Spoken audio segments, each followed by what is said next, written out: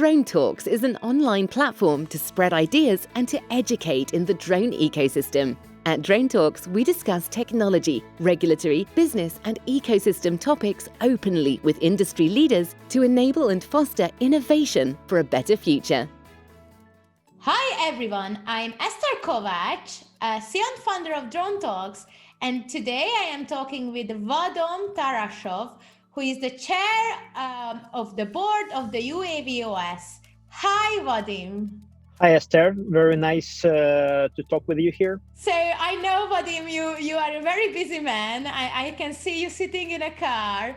So I'm just wondering if you can share some highlights. Where are you now, or where are you heading to? Right now I'm in Cyprus, and it was also related to UAV implementation here locally. And I'm soon going to be heading to the airport to fly off. Actually on a long chain of trips all across Europe. It's really exciting, and I'm just wondering who doesn't know UAVOS, what the company does. So UAVOS designs and manufactures a number of UAVs in literally all weight categories, starting from smaller UAVs, and when I say smaller, we're talking about maximum takeoff weight of maybe 25 kilograms and up to 2.5 ton large UAVs. It both delivers helicopter type UAVs, fixed wing, so airplanes and whatnot, and even some of the really unique solutions like the high altitude pseudo-satellite hubs, which is the only one working worldwide. And obviously we have all of our own component base and proprietary autopilot and whatnot.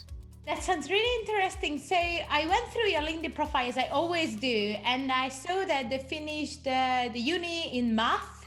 And following on that, you got engaged in multiple companies' board position, and you are an investor. So I'm just wondering, with the background of maths, what did you see in drones and why you decided to invest into the drone innovation?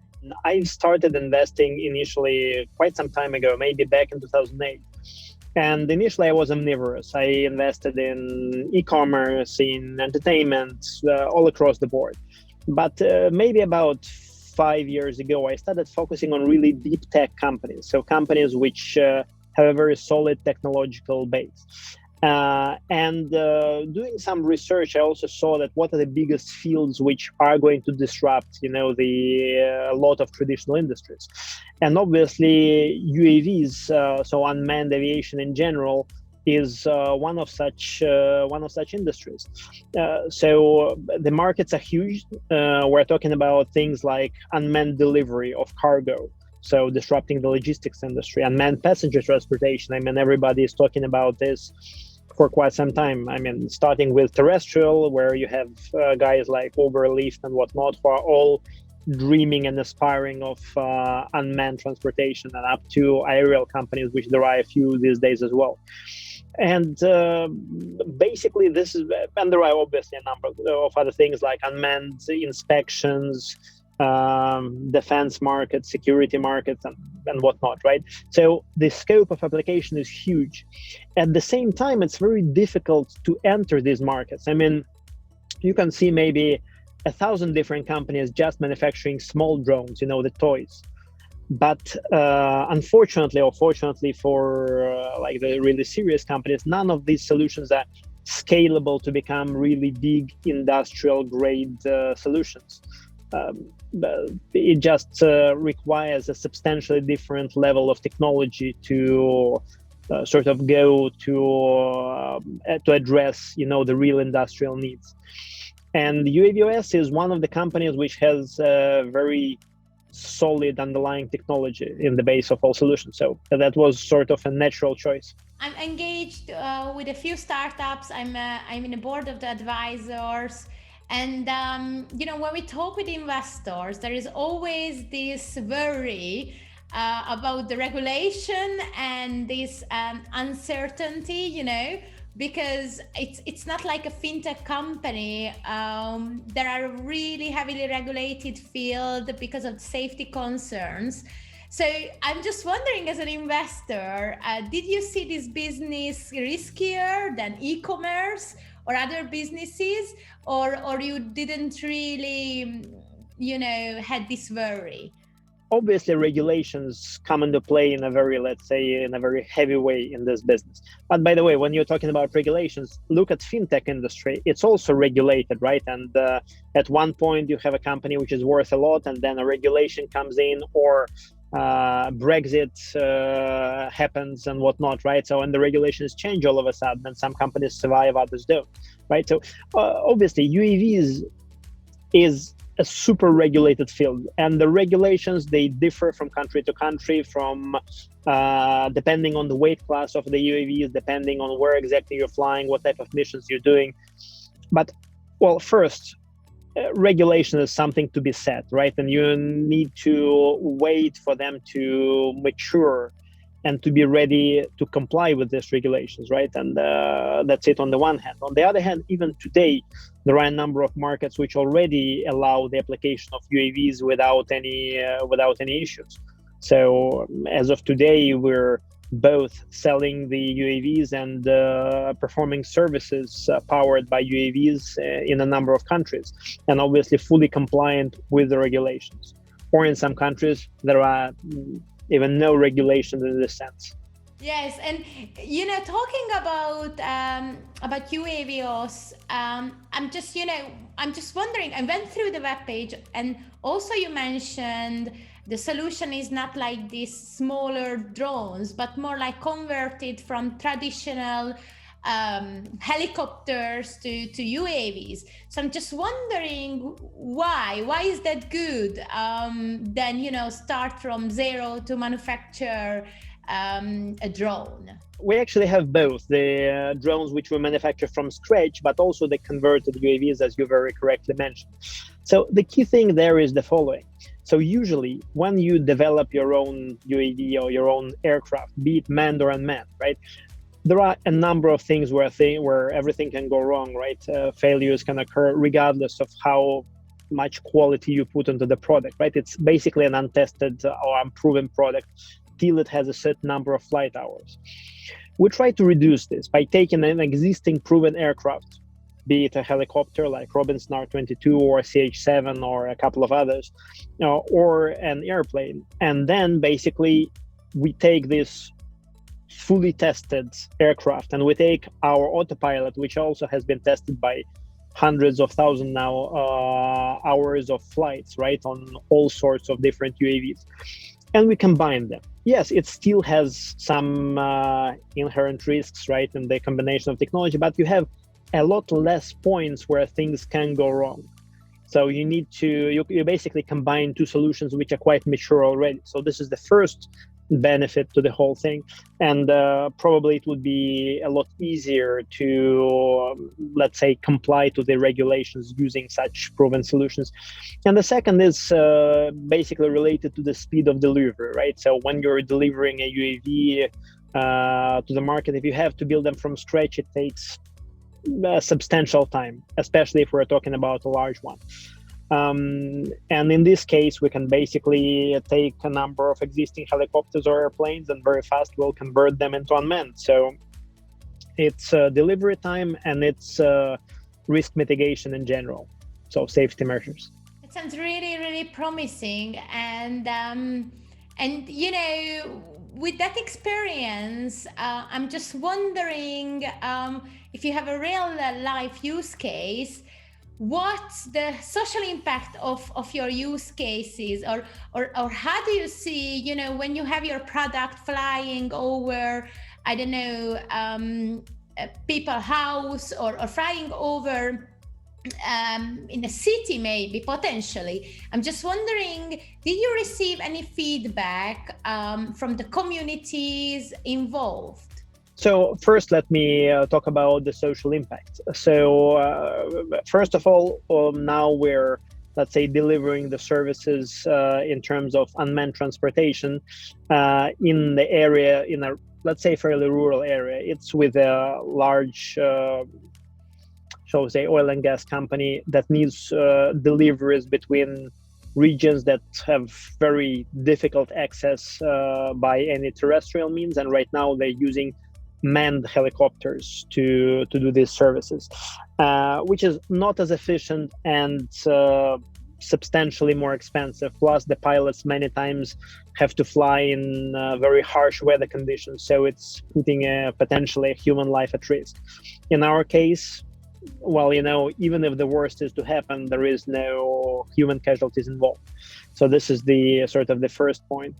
We're also now in potential collaboration with a large provider of delivery of vaccines and blood in the African region.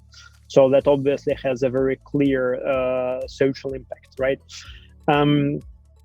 But then we haven't yet have received any sort of negative feedback on our UAVs passing by any populated area, right? But one of the things which we make sure of is the fact that our UAVs comply with the strictest regulations and norms in terms of safety. So, for example, our helicopters, our manned helicopters, in case there is an engine failure, which is always a possibility. I mean, it's mechanical items and whatnot. So it can land perfectly well in the auto rotation mode. So this is the first fail-safe mechanism. The second is we always have a parachute, which would make sure that if there is a crash landing, in any case, it would do no damage or minimal damage to the environment and basically definitely to people's life. And then obviously it's multiple levels of redundancy, so dual autopilot, everything double and triple redundancy. That sounds really great. And we are both working in a drone industry, so we know that. And I'm just wondering, do you think the future users of these services or the communities, they are aware of this, or what's your experience? I tell you why I'm asking, because I work with a few governments in Europe, and when we run their programs, the UAM, UAV programs, they receive a lot of complaints from local communities. And I am under the impression we know these benefits and we know these safety measures because we are working, in the industry.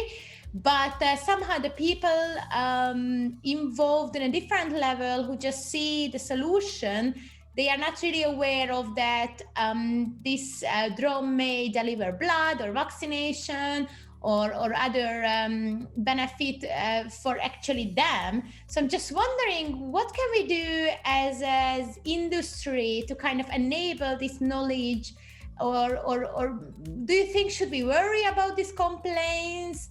What the government who I'm contacted by receive, or is it not something what we need to worry as an industry and we just need to keep going?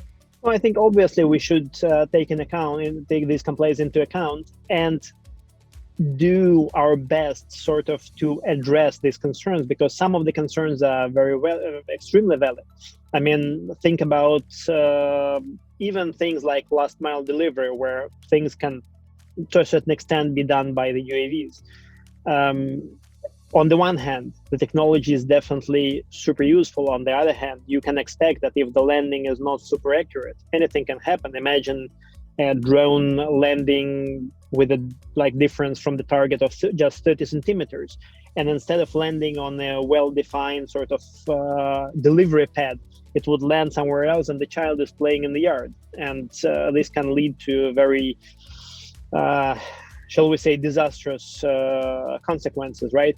So making sure that things like this do not happen, making sure that only the UAVs which really comply to all of the specification and to the harshest safety standards can fly over populated areas, it's definitely something that we need to do. And we need to also advertise this to make sure that people know. Because right now, if somebody is using a hobby-grade drone to do trial deliveries, I mean, all bets are off on what can happen, and the concerns are absolutely legitimate.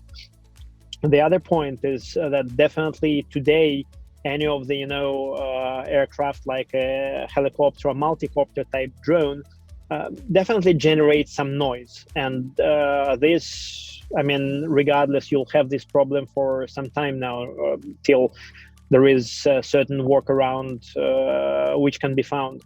And we need to be conscious that people also don't like having a noisy environment outside of them. And if there are a lot of drone deliveries, hearing this noise all the time would be a negative sort of negative event, right, for the community. So we need to think about these things and definitely set limits towards the areas of application to make sure it doesn't really negatively affect the life of the communities. But at the same time, actively and aggressively promote the drone usage where it can be beneficial without sort of any significant drawbacks. Cannot agree more. I think I have two takeaways from this last thought of yours is education. I think this is really important. We educate people around us and we explain them, the benefits of this solution compared to other solutions. So they're going to be happier with even a reduced noise compared to a helicopter, for example, if they understand what it's, it complements. And the other takeaway, if I understood well, when we design the product, we need to be aware of these concerns. Maximize the safety. Yeah. That definitely is the first priority. I mean, noise is a nuisance, but in the end of the day, it's something still you can handle, right? Accidents, not that much. So safety first. Thank you so much, Vadim, for the discussion. It was really insightful.